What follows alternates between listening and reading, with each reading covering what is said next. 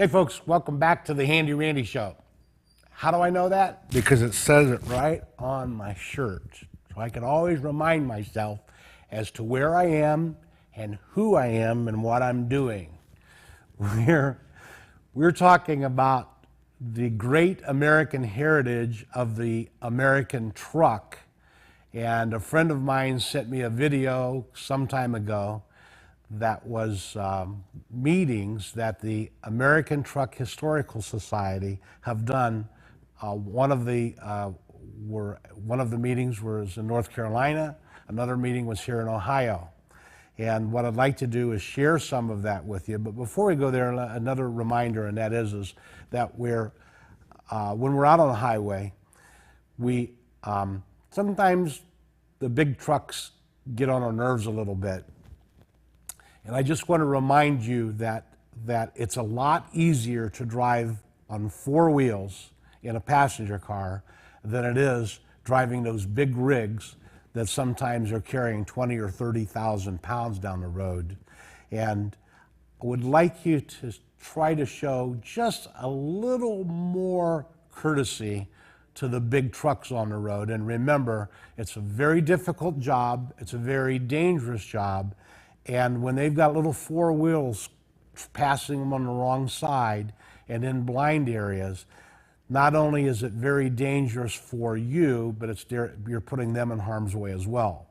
So we're going to dedicate this show to those men and women in that industry, and I hope now we'll pay a little more tribute to a great heritage which means a lot to the American commerce, and that is the trucking industry. So enjoy this tape. Around the show. Our first stop will be at this beautiful 1951 L.J. Mack, owned by 17-year ATHS member George Humphrey. In the 11 years that George has owned the truck, he has managed to add an additional 60,000 miles to the odometer just driving it to shows. George will conclude with an interesting story about his grandfather's 1919 steam engine that the family has preserved. This particular truck that I'm leaning against here is a 1951 L.J. Mack. They were manufactured from 1940 until 1956. This was one of the larger over-the-road models. Mack made larger models, but anything larger than this was usually used off-highway. They manufactured about 13,000 of these from 1940 till 1956. I drove truck as a young man of 19, and at that time, these LJs were king of the highway. And I guess that's the reason that when I got into antique trucks, I wanted an LJ. It rides good, and it's got a large cab. And that was my reason for choosing an LJ Mack. I've had an interest in trucks since I was a small kid. My dad was a mechanic for many years for International Harvester. I also run a restoration shop in Gray, Maine, and have had the pleasure of bringing back some history for a lot of these old trucks. It's an interesting hobby, and you meet some mighty fun. Welcome back to the trucking series here on the Handy Randy Show. And trucks have been part of all of our lives, whether we realize it or not, because the car or truck that you're driving was probably delivered to the dealer by a truck. The groceries in your refrigerator, yeah, they came on a truck. And let's go down the list, every piece of furniture in your house, you can thank a trucker for making it happen. So it's very important to all of us, those trucks on the road. My father drove a Divco for a living, a Divco truck. Have you ever heard of those? Divco is a milk truck. He drove for Kesselring Dairy. His route was in Copley. So if you remember Don Lipscomb, your Kesselring Dairy milkman, that was my dad. And what about me? I worked on trucks and trailers at Burger Iron and learned to drive 70-ton Lorraine cranes and learned to work on Detroit diesel engines, and yes, they all leak. White truck was built in Cleveland, on the west side in Cleveland for many years. They were then bought out by Volvo, which are still in existence, but still there is that attachment to that trucking industry. A lot of the engines for trucks were built in Canton, so it touches a lot of our lives. Mack trucks have been around almost for, well, probably more than 100 years. Auto cars, Brockways, the list goes on and on. And I know, less handy Randy and more video. Go.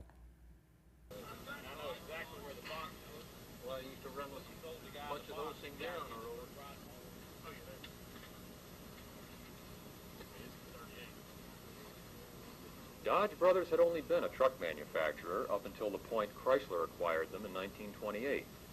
And for the last 5 or 6 years leading up to that, the trucks were sold as Graham Brothers trucks.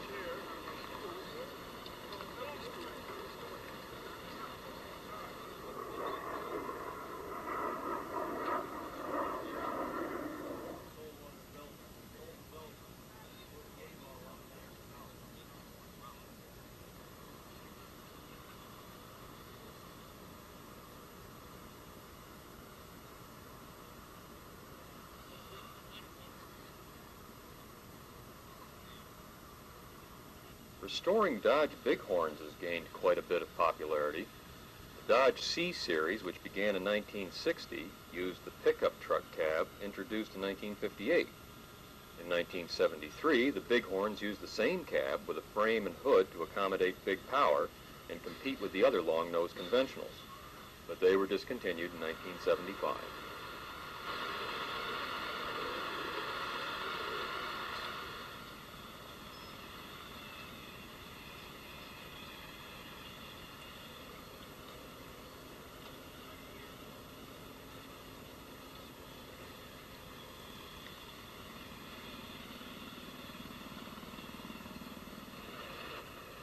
If the kids get a little tired of walking around the truck show, dads always know what to do. Take the kids to the vendor area to pick out a truck of their own. If you're not already an ATHS member, there's no time like the present to get signed up.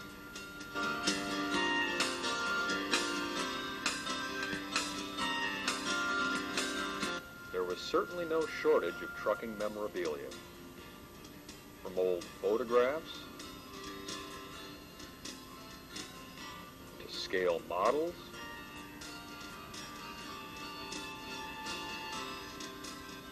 and even limited edition prints of original paintings.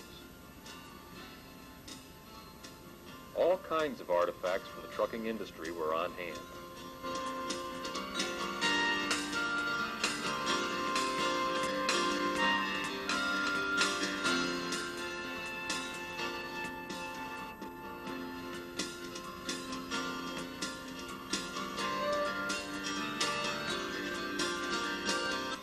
There was even a number of ways to immortalize your truck's image.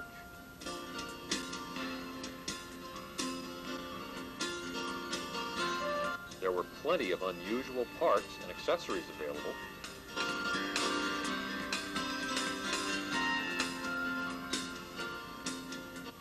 There was also a great assortment of vintage periodicals, books, and manuals.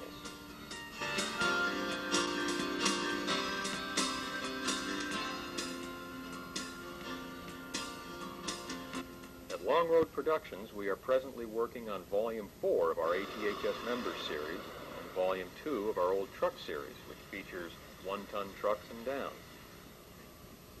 Here are just a few of the action scenes from Volume 1 and Volume 2 of the ATHS Members Series.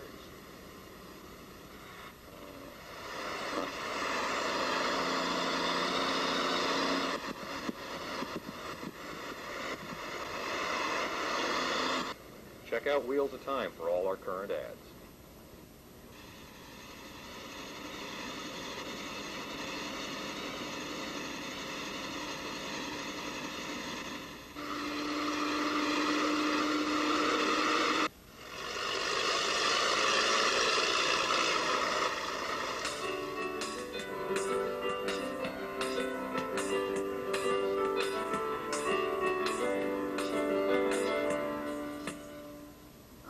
This is a 1935 Federal I restored a couple of years ago, or finished it a couple of years ago, rather.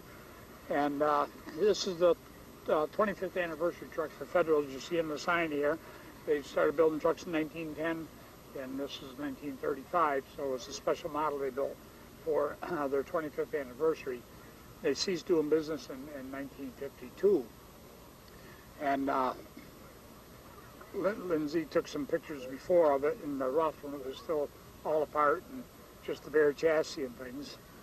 And it's come out quite well. We did built the body in oak and ash, and the interior of the oak framework is all oak framework inside.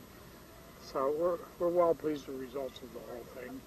This is the first year I've showed it at a national show. Last year I showed it at several of the local shows.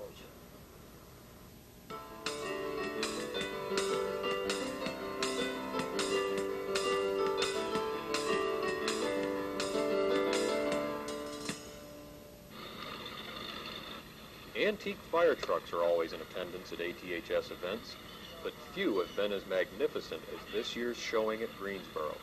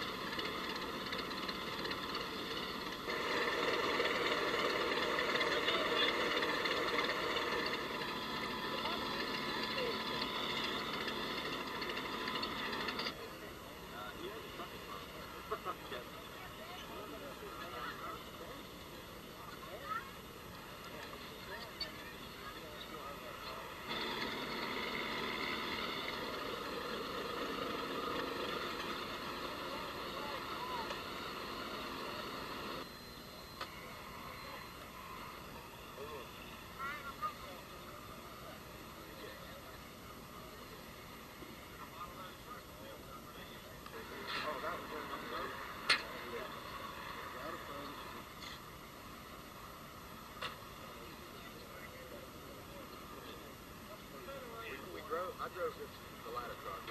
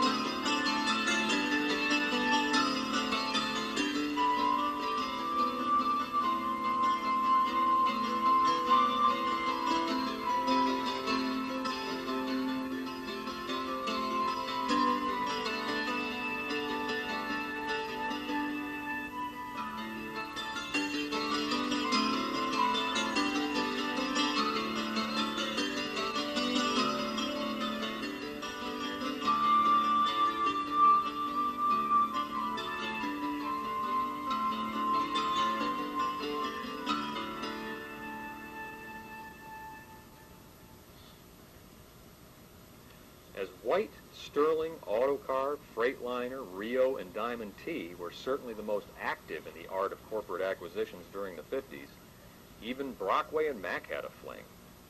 What do you get when you cross a Husky with a Bulldog anyway?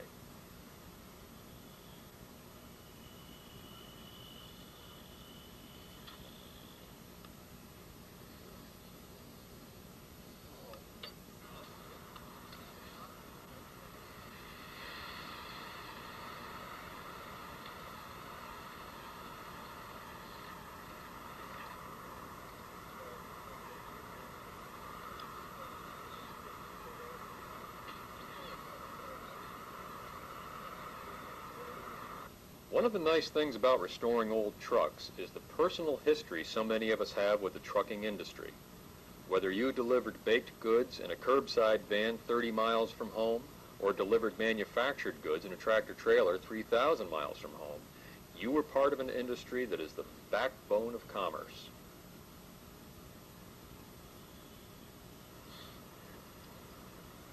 Okay, this is 1947 Hobbes Bid. That was one of the first bids made to that wasn't an open body, that kept dust off the Coca-Cola bottles. We found this bid in San Antonio, Texas, is the Coca-Cola company that used the bid, and we have purchased it in the last couple of years. And the Hobbs and White had a promotional deal, Airstream aerodynamic bed and body. This represents that. It's a 49 White truck. And the serial number on the 47 Hobbs Bid is a 23. And on the back we can carry a cooler, 2 stories on the cooler. One, you took the cooler to the grocery store instead of using a delivery truck. 2, you could possibly put ice in it in the morning and sell 5-cent Cokes out of it during the day. And we've owned this truck about 2 years. It took us 10, 12 months to finish it. This is our first show, and we're just glad to be here.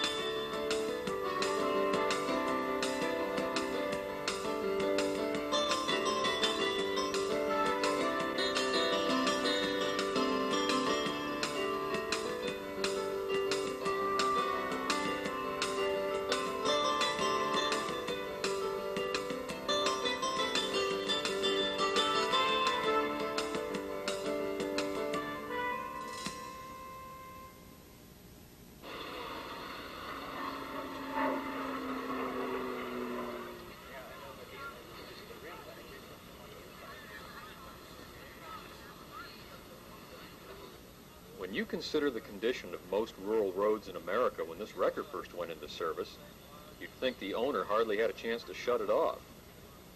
But then again, there weren't all that many cars back then, and still plenty of teams of workhorses around.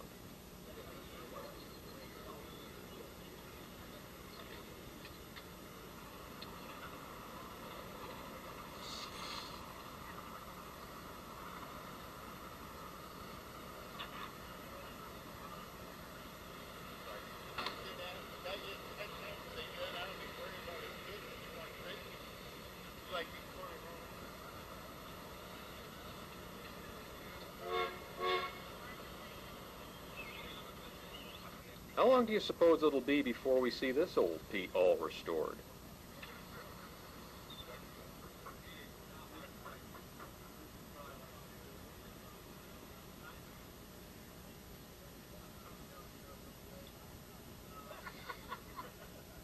The nostalgia surrounding trucks is quite a bit different from the nostalgia surrounding cars.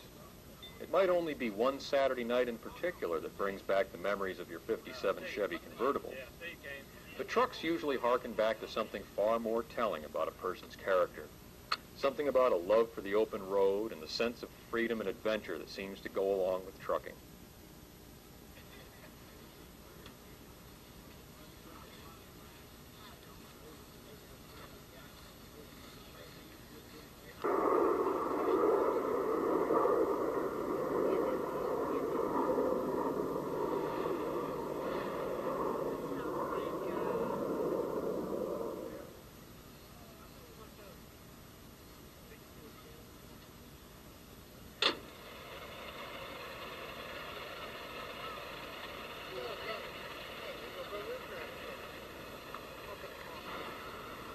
When you think of a chassis for a concrete mixer, names like Autocar, Advance, Crane Carrier, and Oshkosh come to mind, but not usually Model T Ford.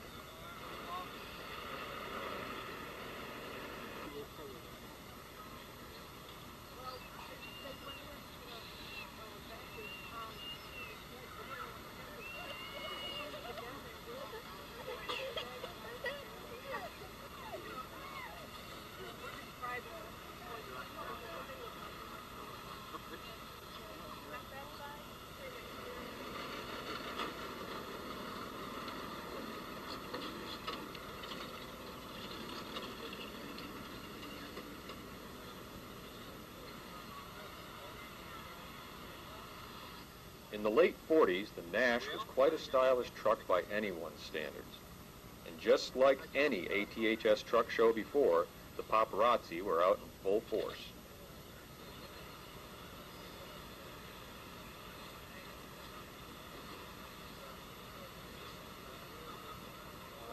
This is a 1934 white 620K.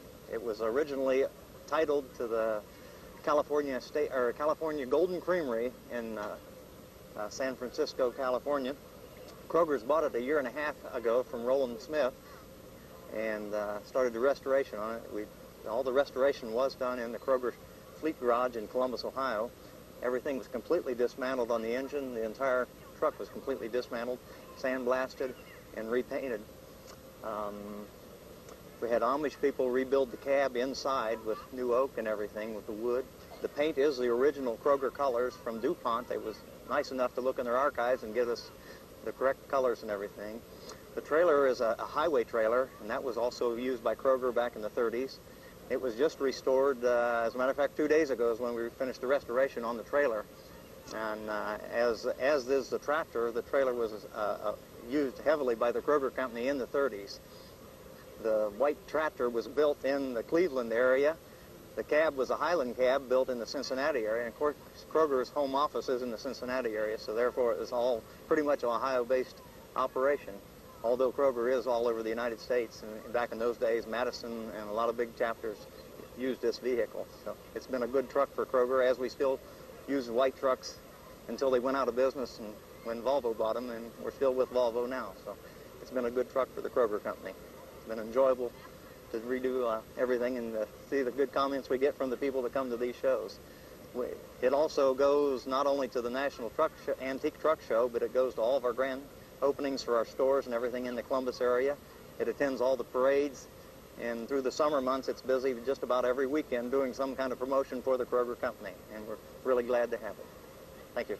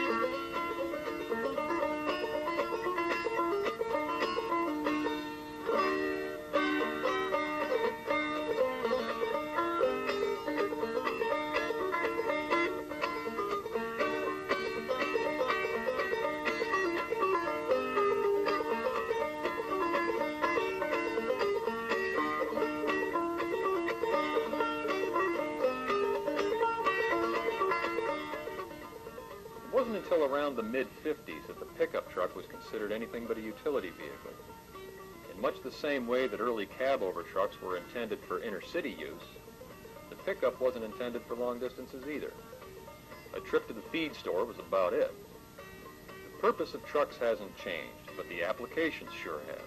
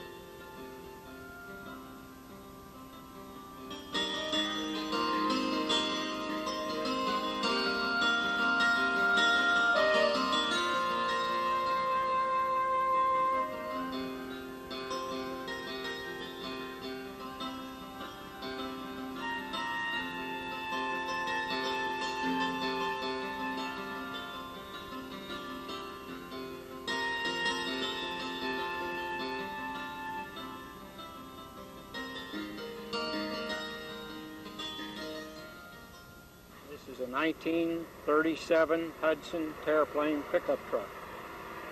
We bought the truck in 1989, and I retired from the Army in 1990, and took 4 years of restoration. In the National Club, there's about 23 of these trucks, and about 4, I think, have been restored to some degree.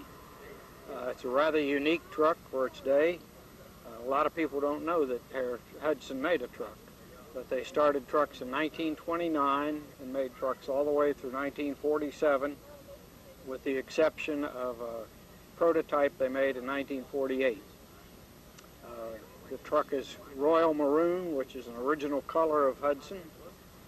It's got a 117-inch wheelbase, and some of the interesting things on the inside, it has an electric hand. The electric hand was made by Bendix. It was also used on Cords and other cars. The interesting thing about the Hudson was, if this broke, you could reach along the right-hand side here, unclip a gear shift lever, put it on the floor, and you could keep on going. That sort of spoke a little bit for its reliability. It was a pretty fancy truck for its day.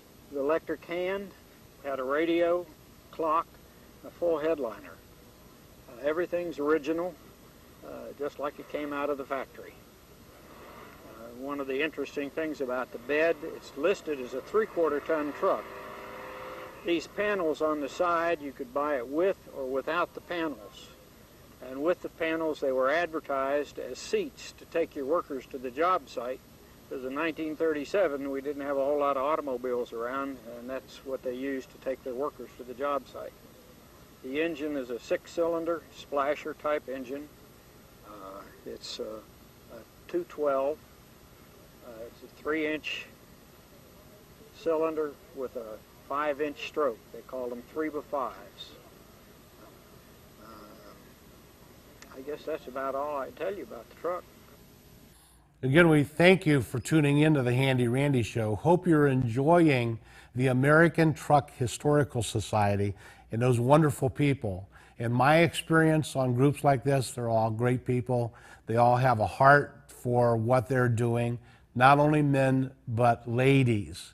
And if you are enjoying this series, you can always go to YouTube, because we are putting my shows up on YouTube at Handy Randy TV. So you'll be able to watch the whole series of the American Truck Historical Society at home on YouTube.